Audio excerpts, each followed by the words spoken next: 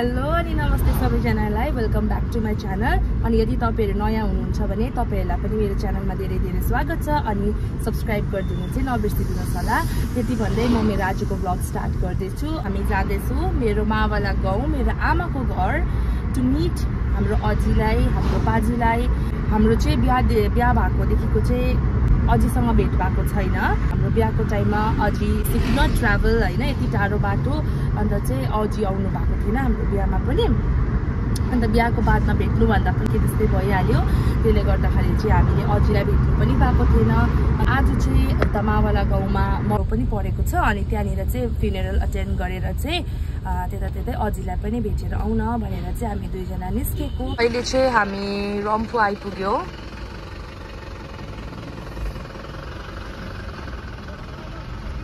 अन्त यहाँ चाहिँ एकदम गरम हुनु थालिसकेछ। हाम्रो घरतिर चाहिँ जाडो नै छ। We have to wear warm clothes. अझै पनि स्वेटरहरूले साथ छोडेको छैन, तर यहाँनिर चाहिँ एउटा सर्ट टी सर्टहरूले पनि हुँदो रहेछ। आज चाहिँ त्यस्तै छ। अब हिजोसम्म कस्तो थियो आई डोन्ट नो, तर आज चाहिँ यस। मैले चाहिँ रम्फूमा यो किनेको छु मिस्टी दही। अब चाहिँ खाँदै जान्छु। मिस्टी दही इज माई फेभरेट। अब मिस्टी दही खाँदै जाने हो हामी चाहिँ, होइन? खाने तपाईँ? अनि यस एउटा कुरा चाहिँ भन्नै बिर्सेछु, मेरो मावाला चाहिँ कहाँ हो भन्दाखेरि चाहिँ मेरो मावाला चाहिँ इट्स देयर एट रङली छुजाचेन गाङ्गे बस्ती भन्छ। यहाँनिर चाहिँ एकदमै अप्ठ्यारो छ।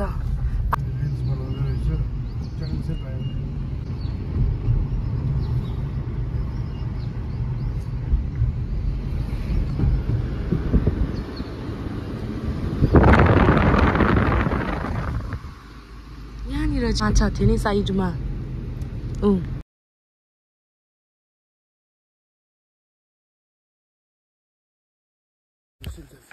सो अहिले चाहिँ हामी फाइनल्ली आइपुग्यौँ मेरो मावाला गाउँ। अन्त बिचमा चाहिँ मैले सुट गरिनँ बिकज मेरो हस्बेन्डको चाहिँ इम्पोर्टेन्ट अनलाइन काम पऱ्यो अरे, मिटिङहरू। त्यसले गर्दाखेरि चाहिँ मैले गाडी कुदाएँ फर्स्ट टाइम यो बाटोमा। यहाँ हेर्नुहोस्, यहाँ कति बेसी सुन्तलाको बोटहरू छ। यो चाहिँ हामी सानो हुँदादेखि नै यस्तै थियो। रोडदेखिको चाहिँ अलिक हिँड्नुपर्छ घर पुग्नुको लागि चाहिँ। अन्त घर चाहिँ यहाँ तल छ।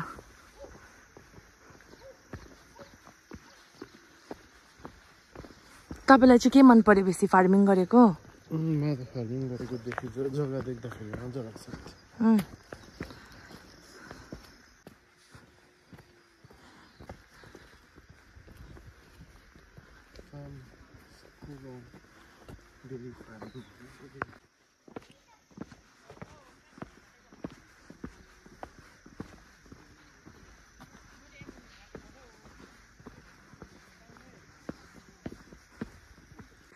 फाइनली यहाँ चाहिँ हो मेरो मावाला घर। हामी आइपुग्यौँ यहाँनिर।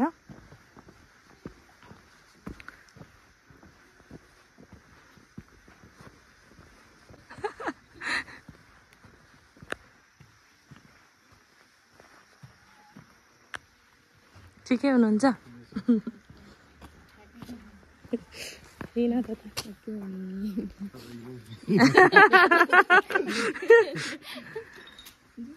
हुन्छ। बेला पनि हुनुहुन्छ? ए हौ के अरे। सो दिस इज माई बाजुको घर।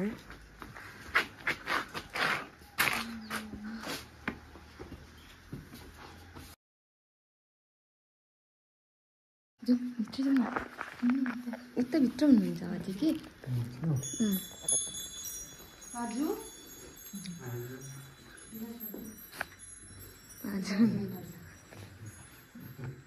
उता भित्र हुन्छ अझै।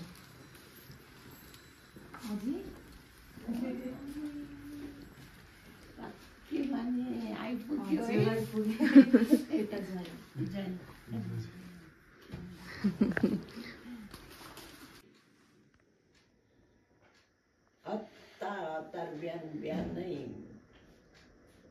नुहाइ धुवाइ गरेर चाहिँ उताएर लगेको धन्न यता चाहिँ उज्यालै छ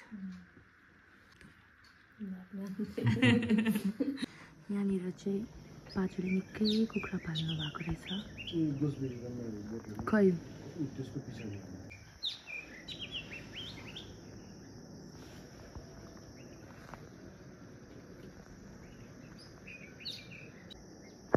यहाँनिर चाहिँ पिकक आइरहेको छ पर पनि आउँछ तल छ कि बारी चाहिँ घर चाहिँ नि हजुर ठुलो पहिला पहिला त आउँथेन है त सबै सब्जी त खाएर सुन्छ हजुर हजुर खानुहुन्छ यहाँ फुल दामी रोप्नु भएको रहेछ दामी फुलिरहेको छ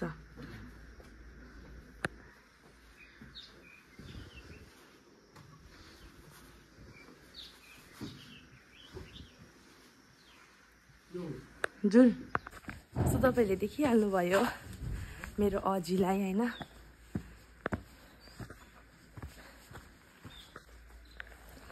यहाँ चाहिँ पुरानो घर यही घरमा चाहिँ हाम्रो आमाहरूको चाइल्डहुड मेमोरिज छ अन्त यहाँनिर पनि छ यो पुरानो घर हो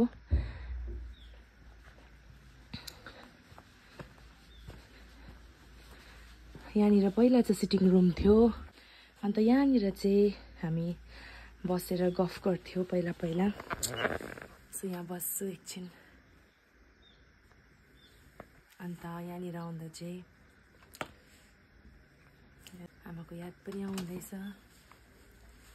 र अजीलाई भेटेँ खुसी लाग्यो यता पनि हाम्रो बाजुको घर हो मामाको घर हो यहाँ पनि मामाकै घर हो यहाँ अर्को मामाको घर हो मैले अघि माथिदेखिको नि जुन चाहिँ कुखुराहरूको खोर देखाउँदै थिएँ त्यो चाहिँ यहाँ छ ए आमामा कति बेसी कुखुरा बाजुले पाल्नु भएको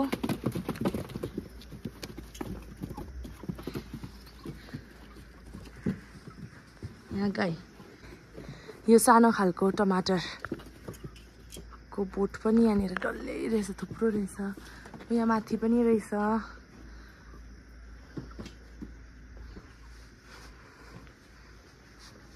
घरबाट पनि निस्किएर चाहिँ मरौ घरपट्टि जाँदैछ अनि चाहिँ मैले तपाईँहरूलाई चाहिँ देखाउनै बिर्सेछु हामीले बिदा मागेकोहरू चाहिँ छुट्टै गर्नु बिर्सेछु त्यतिकै निस्केँ हो अन्त अहिले चाहिँ we are on the way to मरौ घर